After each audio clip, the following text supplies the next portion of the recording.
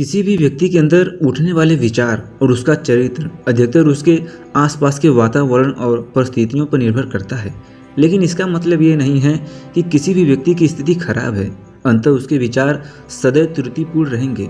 वह उन विचारों पर ध्यान देकर अपने विचारों को बदल सकता है, और जैसे ही उस व्यक्ति के विचार बदल जाते हैं तो उसका चरित्र और उसके काम करने का तरीका भी अपने आप ही बदल जाता है। ये सभी चीज़ें धीरे धीरे सीखनी होती हैं। विचारों के काम करने के तरीके को समझना होगा। आपको बस सबसे पहले ये स्वीकार करना होगा कि जो काम सामने वाला कर सकता है वो आप भी कर सकते हैं।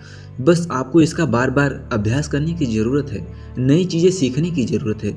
जैसे जैसे आपका मन बदलेगा आपकी स्थितियाँ भी अपने आप बदल जाएंगी। आप जो भी विचार बीज के रूप में अपने मन में डालते जाएंगे, ये धीरे धीरे आपके चरित्र और आपके कार्यों में दिखना शुरू हो जाएगा। और एक बार वो विचार आपके अंदर जड़ें जमा लेगा तो आपको सफल होने से कोई नहीं रोक सकता।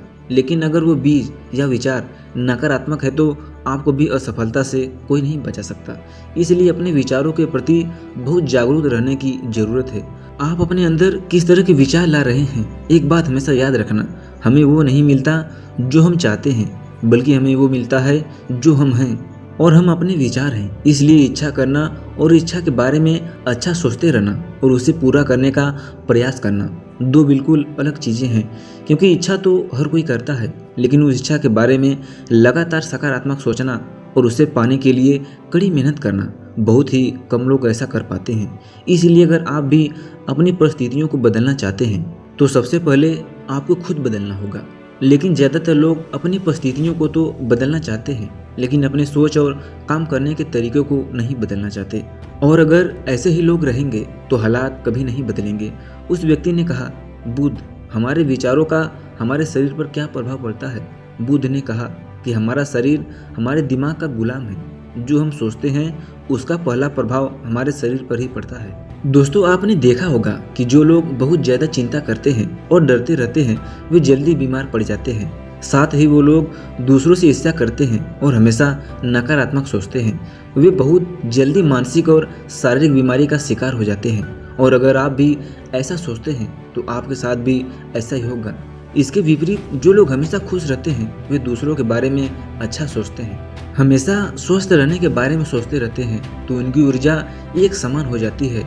और इस ऊर्जा का सकारात्मक प्रभाव सबसे पहले आपके शरीर पर ही पड़ता है। क्योंकि जिस व्यक्ति का मन शांत होता है उस व्यक्ति के शरीर की आधी बीमारी अपने आप ही खत्म हो जाती है। हम स्वस्थ रहेंगे या बीमार, ये हमारे आसपास के माहौल और परिस्थितियों के अलावा हमारी सोच पर भी निर्भर करता है। एक कमजोर और बीमार विचार हमारे शरीर को भी बीमार और कमजोर बना देता है। आपने अपने आसपास देखा होगा कि जो लोग बीमार होने से सबसे ज़्यादा डरते हैं वो सबसे ज़्यादा बीमार पड़ते हैं। इस डर ने लाखों लोगों की जान ले ली है। इसके विपरीत जो लोग अपने शरीर के बारे में अच्छा सोचते हैं वे स्वस्थ और मजबूत महसूस करते हैं, और जिनके विचार शुद्ध होते हैं उनका शरीर स्वस्थ और मजबूत हो जाता है। वैसे ही हमारा शरीर सिर्फ एक उपकरण है और हमारा दिमाग इस उपकरण को नियंत्रित करता है, यानी कंट्रोल करता है। जैसे अच्छा भोजन हमारे शरीर के लिए ज़रूरी है, उसी तरह अच्छी सोच ये हमारे शरीर के लिए भी बहुत महत्वपूर्ण है। जैसे ही आपके विचार शुद्ध हो जाएंगे इसका सबसे पहला असर आपके शरीर पर दिखाई देगा। एक शुद्ध और सकारात्मक दिमाग आपको कभी भी खराब खाना खाने नहीं देगा। इसलिए सबसे पहले अपने दिमाग को सुरक्षित रखें, फिर यही दिमाग आपके शरीर को भी हर बीमारी से बचाएगा। यदि कोई बीमार और कमजोर व्यक्ति अपने शरीर को पूरी तरह से स्वस्थ रखना चाहता है तो उसे सबसे पहले अपने शरीर को ठीक करना चाहिए। विचार और उसका मन उसे प्रकृति के संपर्क में रहना चाहिए, उसे सूरज की रोशनी में रहना चाहिए, और एक सेकंड के लिए भी अपने शरीर के बारे में नकारात्मक नहीं सोचना चाहिए।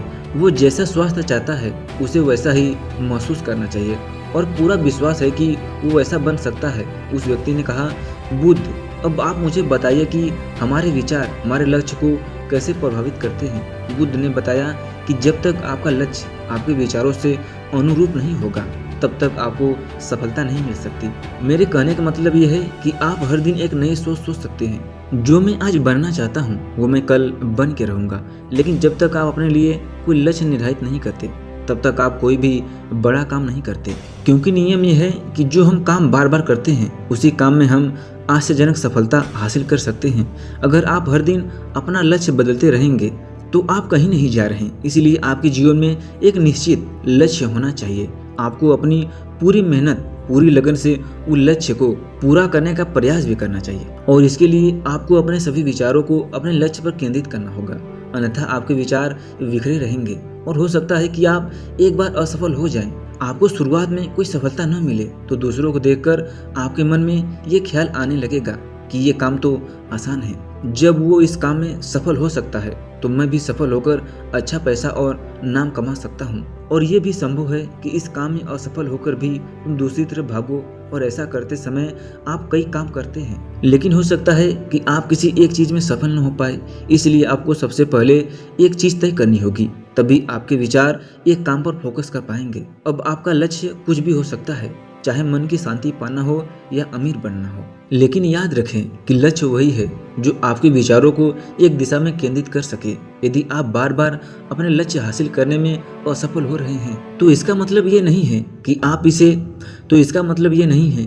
इसे हासिल नहीं कर सकते, बल्कि इसका मतलब ये है कि आपके पास अपने लक्ष्य को हासिल करने का तरीका गलत है। इसलिए आपको अपना लक्ष्य नहीं बदलना, बल्कि अपनी सोच और काम करने के तरीके को बदलना है। अगर आप ऐसा करेंगे तो आप धीरे धीरे सीख जाएंगे और अपने लक्ष्य तक पहुंच जाएंगे। अपनी असफलताओं से कभी डरो मत। अगर आप कुछ बड़ा हासिल करना चाहते हैं तो आपको अंदर से मजबूत होना होगा, क्योंकि आप चाहे कुछ भी कर ले, लोग अक्सर आपको अपनी बातों से कमजोर और हताश करने की कोशिश करेंगे। इसलिए अगर आप डरेंगे तो आप अपने किसी भी लक्ष्य में सफलता नहीं हासिल कर पाएंगे, क्योंकि डर आपकी सभी आशाओं को नष्ट कर देता है और आपके सभी विचार केवल आपके डर तक ही सीमित रह जाएंगे और डर डर कर आप अंततः खुद को शारीरिक और मानसिक रूप से बीमार बना लेते हैं। तब आपको समझ में आ जाएगा कि आपने झूठे के डर के एहसास में कितनी बड़ी गलती कर दी और फिर आपके लिए खुद को उस स्थिति से बाहर निकालना बहुत मुश्किल हो जाएगा। इसलिए सबसे पहले एक लक्ष्य बनाएं ताकि आपके विचार उस पर केंद्रित हो सके। उसके बाद अगर आप बार बार असफल होते हैं तो भी घबराएं नहीं, क्योंकि ये लक्ष्य हासिल करने का एक हिस्सा है और पूरा विश्वास रखें कि आप जरूर सफल होंगे और एक दिन तुम भी हो जाओगे। उस व्यक्ति ने कहा, बुद्ध, विचारों और मन की शांति के बीच में क्या संबंध है? बुद्ध ने बताया कि मन की शांति एक ऐसा खजाना है जिसे दुनिया में 1% लोग भी हासिल नहीं कर सकते, और जिसने ये खजाना हासिल कर लिया वो दुनिया का सबसे भाग्यशाली व्यक्ति है। वो भीड़ में अलग दिखता है। ये कहना उतना आसान नहीं है जितना लगता है। मन की शांति केवल लंबे समय तक आत्मनियंत्रण के माध्यम से ही प्राप्त की जा सकती है। जब कोई व्यक्ति खुद को समझता है और दुनिया के प्यार के बीच में अंतर को समझता है, उसके अंदर नफरत, डर और ईर्ष्या जैसी भावनाएं खत्म हो जाती है, तब एक दिन व्यक्ति को मन की सच्ची शांति मिल सकती है। और यही इंसान का अंतिम लक्ष्य भी है। एक शांत व्यक्ति सबसे खराब परिस्थिति में भी खुद को नियंत्रित कर सकता है।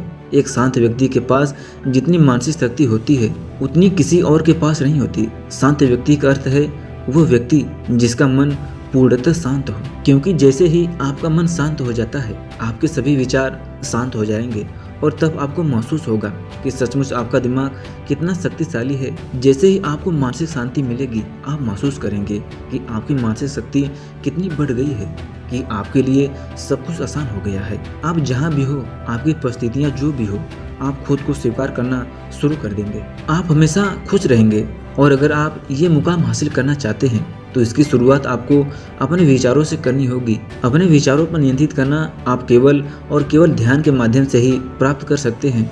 इतना कहकर बुद्ध चुप हो गए और ध्यान करने लगे और वो व्यक्ति भी उनको प्रणाम करके चला गया। तो दोस्तों, उम्मीद करता हूँ कि आपको इस कहानी से एक अच्छी सीख मिली होगी। अगर आपको ये कहानी अच्छी लगी हो तो वीडियो को लाइक एंड इस चैनल को सब्सक्राइब कर दीजिए। हमें आपके प्यार और सपोर्ट की ज़रूरत है। धन्यवाद।